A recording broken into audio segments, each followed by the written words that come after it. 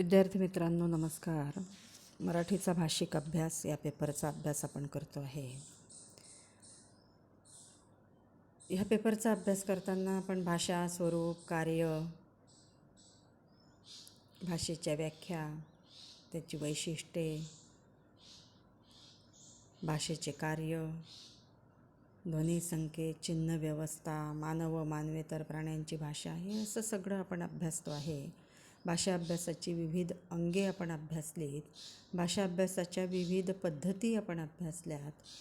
दुसऱ्या प्रकरणाचा अभ्यास आपण करतो आहे. त्यामध्ये आपण भाषा उत्पत्ती आणि भाषांचे वर्गीकरण आपण अभ्यासतो आहे.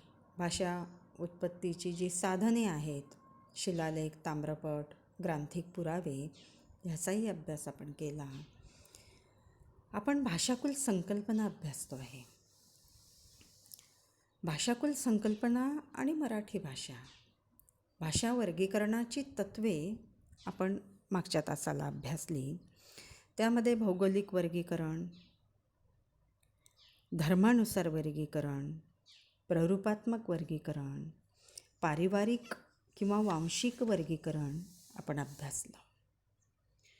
आज आपण आकृतीमूलक किंवा प्ररूपात्मक वर्गीकरण याचा अभ्यास करणार आहोत. तर आकृतीमूलक वर्गीकरण म्हणजे काय? आकृतीमूलक वर्गीकरणात वाक्यातील शब्दांच्या स्थानाचा व रूपांचा, त्यांच्या परस्पर संबंधाचा विचार केला जातो. वाक्यातील शब्दाच्या स्थानाचा, शब्दाचं स्थान कुठं आहे आणि त्याचं कुठलं रूप वापरलेलं आहे वाक्यामध्ये, आणि त्यांच्यामध्ये संबंध काय आहे त्या शब्दामध्ये आणि त्याच्या रूपामध्ये. म्हणजे आकृतीमूलक वर्गीकरणाचा आधार हा रचना तत्वाशी निगडीत आहे. त्याचा संबंध अर्थाशी नाही. त्याचा संबंध केवळ बाह्यरूप वा रचना प्रणालीशी असतो.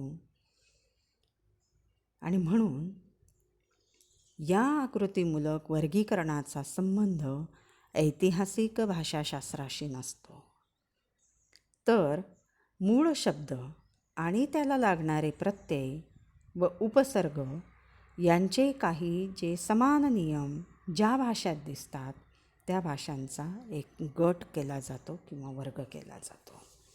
म्हणजेच काय की मूळ शब्द आणि त्याला लागणारे प्रत्यय आणि उपसर्ग यांचे जे काही समान नियम ज्या भाषांमध्ये दिसतात त्यांचा गट, आणि या तत्वाच्या आधारेच या वर्गीकरणाचे दोन प्रकार पडतात. म्हणजे केवळ प्रकृती आणि प्रत्यय म्हणजे मूळ शब्द आणि त्याचे प्रत्यय यांच्या जुळणीला किंवा संबंधाला येथे महत्त्व दिलं जातं. आता हे जे दोन प्रकार पडतात ते आहेत अयोगात्मक भाषा आणि दुसरं आहे योगात्मक भाषा. आता अयोगात्मक म्हणजे काय? आपण म्हणतो की योग म्हणजे जुळणी. योग म्हणजे जुळणी, योग जुळून आले असंही आपण म्हणतो. तो जुळणी शब्द पण आपण तिथं वापरतो. अयोगात्मक म्हणजे जिथं जुळणी होत नाही ते अयोगात्मक, तिथं योगच नाही आहे. अयोगात्मक वर्गाचा विचार करताना प्रथम योग म्हणजे काय हे लक्षात घ्यावं लागतं. योग म्हणजे जुळणी. आता इथं जुळणी कुठली असेल की इथं असेल प्रकृती व प्रत्यय यांची जुळणी म्हणजे योग. प्रकृती म्हणजे मूळ शब्द आणि त्याला लागणारा प्रत्यय यांची जिथं जुळणी होते तो झाला योग, आणि जिथं होत नाही तो झाला अयोग. ज्या भाषेत अशी प्रकृती व प्रत्ययांची जुळणी होत नाही किंवा जुळणीला काहीही तिथं अवसर नसतो त्या भाषांना अयोगात्मक भाषा असे म्हणतात. या भाषांमध्ये येणाऱ्या वाक्यात येणारे शब्द, उपसर्ग अथवा प्रत्यय यांच्या जुळणीने वा संबंधाने बनत नाही. ह्या भाषांमध्ये येणारे जे शब्द आहे, उपसर्ग आहे, यांच्यामध्ये जुळणीच नाही आहे. त्यात प्रकृती प्रत्यय यांचा संबंध नाही आहे. म्हणजे मूळ शब्द आणि त्याचा प्रत्यय याचा संबंध नाही आहे. त्यामुळे मूळ शब्दामध्ये परिवर्तनसुद्धा होत नाही. म्हणजेच मूळ शब्दांचा विकास होत नाही. शब्दांचे सामान्य रूप वगैरे सुद्धा यामध्ये बनत नाही. तो शब्द जसाचा तसाच राहतो. लिंग, वचन, विभक्ती, काळ, अर्थ यांचे भेद दर्शविणारा एकही प्रत्यय या भाषावर्गामध्ये येत नाही. प्रत्ययाचे काम स्वतंत्र शब्दच करीत असतात, प्रत्यय नाही त्यामध्ये. म्हणून या प्रकारास अयोगात्मक वर्गीकरण असे म्हणतात. आता जगभरातल्या कुठल्या भाषा आहेत अशा की ज्यामध्ये असे प्रत्ययच नाही आहेत, अशा जुळण्याच नाही आहेत? यामध्ये चीनी भाषा आहे, तिबेटी भाषा आहे, ब्रह्मदेशी आहे, सयामी आहे, सुदानी आहे. या भाषांमध्ये अशा जुळण्या झालेल्या आपल्याला दिसत नाही. आपण जर चीनी भाषेचं उदाहरण घेतलं, चीनीचं उदाहरण घेऊया आपण. समजा चीनी भाषेमध्ये जर बोलायचं असेल, आपण मराठीमध्ये म्हणतो की जळगावहून म्हणजे जळगावहून आणले, त्याला हून हा प्रत्यय आपण लावला. चीनीमध्ये कसं म्हणतील? सुंग पेकिन लय, सुंग जळगाव लय. म्हणजे त्याच्यामध्ये असा हून वगैरे प्रत्यय ह्या भाषेमध्ये असलेला आपल्याला दिसत नाही. यात हून या पंचमी विभक्तीचे कार्य स्वतंत्र शब्दांनी केलेले दिसते. मराठीमध्ये जर आपण म्हटलं तलवारीने, ने हा प्रत्यय लागलेला आहे. या शब्दासाठी चीनी भाषेमध्ये कसं म्हणतील? युग ई पा टौ, युग ई पा टौ असे एक अक्षरी शब्द वापरतात ते, असे शब्द ते वापरतील. तसेच काळाचे रूप दाखवतानाही स्वतंत्र शब्दांचा वापर तेथे केला जातो. आपण काळाचं रूप तसं दाखवत नाही. सु अर्धा स त्याला, अर्धा त त्याला स, सु म्हणजे चालणे, लिओ म्हणजे संपले, या औ म्हणजे इच्छिने. या शब्दांची काळरूपे दर्शविताना आपण एकच असं भूतकाळी रूप बनवतो, चाललो, चालेन असं भविष्यकाळी रूप बनवतो. चाललो भूतकाळी रूप बनवायचं असेल तर चीनमध्ये चाललो या मराठी भूतकाळी रूपाचं चीनी भाषेमध्ये सुलिओ किंवा भविष्यकाळी मराठी चालेन या शब्दाचं चीनी भाषेमध्ये या ओ सु असे रूप बनविले जाते. त्याचप्रमाणे तालेन म्हणजे मोठा मनुष्य, तालेन म्हणजे मोठा मनुष्य आणि लेनता म्हणजे मनुष्य मोठा असे रूप बनविले जाते. किंवा तलई म्हणजे तो येत आहे आणि तलई लिओ म्हणजे तो आला. बघा, तो येत आहे म्हणजे आपण इथं चालू वर्तमान काळ वापरला. तो येत आहे म्हणजे चालू वर्तमान काळ. चीनी भाषेमध्ये तलई हा त्यांचा वर्तमान काळ झाला आणि तलई लिओ म्हणजे तो आला. आपण मराठीमध्ये तो आला म्हणतो. तर काळ दर्शविताना सुद्धा त्यामध्ये अशी कुठलीही रूपते लावत नाही, बनवत नाही. किंवा मी तुला मारतो ते म्हणतील नो ता ती, तानगो म्हणजे तू मला मारतोस असा अर्थ त्यामध्ये घेतला जातो. या उदाहरणावरून आपल्या लक्षात आलं असेल की या भाषेत प्रकृती आणि प्रत्यय यांची जुळणी होत नाही, केवळ एकापुढे एक शब्द ठेवले जातात. या प्रकारच्या भाषांना अयोगात्मक भाषा म्हणून ओळखले जाते. चीनी भाषेचं उत्तम उदाहरण आपल्याला इथं देता येत आहे की यामध्ये केवळ एका पुढे एक शब्द ठेवले जातात, त्याला कुठलेही प्रत्यय लागत नाहीत, कुठेही जुळणी नाही आणि म्हणून चीनी भाषा हे उत्तम उदाहरण आहे अयोगात्मक भाषेचं. आता योगात्मक भाषा म्हणजे काय? योगात्मक अर्थातच अयोगात्माच्या विरुद्ध. योग म्हणजे प्रकृती आणि प्रत्यय यांची जुळणी. ज्या भाषांमध्ये प्रकृती प्रत्यय यांची जुळणी होते त्या भाषा गटास योगात्मक भाषा या नावाने ओळखले जाते. या प्रकारच्या भाषांमध्ये मूळ शब्दांना प्रत्यय जोडले जातात. त्यातही एक प्रकारची व्यवस्था असते. मूळ जे शब्द आहेत त्याला प्रत्यय जोडायचे. त्या मूळ शब्दांच्या रूपास लिंग, वचन, विभक्ती, काळ व अर्थ यांचे प्रत्यय जोडले जातात आणि अर्थ सूचित केला जातो. या प्रकारात प्रत्ययाच्या एकरूपतेनुसारही उपप्रकार पाडले जातात. प्रत्ययाच्या एकरूपतेनुसार उपप्रकार पाडले जातात. म्हणजे या भाषा योगात्मक असूनही काही प्रत्यय प्रकृतीत एकजीव झालेले असतात. योगात्मक असूनही ते एकरूप झालेले असतात, झालेले नसतात. ते त्यामध्ये जोडलेले नसतात, नुसतेच पण त्यामध्ये द्वैत जाणवते, म्हणजे एकरूपता जाणवते. आता ती कशी? त्याचे काही उपप्रकार पण पडलेले आहेत. अश्लिष्ट योगात्मक, श्लिष्ट योगात्मक आणि प्रश्लिष्ट योगात्मक असे 3 प्रकार त्याचे सांगितलेले आहेत. अश्लिष्ट, श्लिष्ट आणि प्रश्लिष्ट. आता अश्लिष्ट योगात्मक म्हणजे काय? अश्लिष्ट योगात्मक याचे पुन्हा यामध्ये प्रकृती आणि प्रत्ययाची जुळणी होते, ती स्पष्टपणे जाणवते. त्यात एकरूपता नसते, पण ती जुळणी जाणवते. आणि म्हणून या अश्लिष्टचेही पूर्वयोगात्मक, मध्ययोगात्मक आणि पूर्वांत योगात्मक असे प्रकार पाडलेले आहेत. अंतयोगात्मक आणि आंशिक योगात्मक. आता पूर्वयोगात्मक म्हणजे काय? ह्याच्या नावावरूनच लक्षात येतं की यात शब्दाच्या अगोदर, प्रकृतीच्या मूळ रूपाच्या अगोदर प्रारंभी जोडले जाणारे प्रत्यय असतात, म्हणून तिला पूर्वयोगात्मक म्हणतात.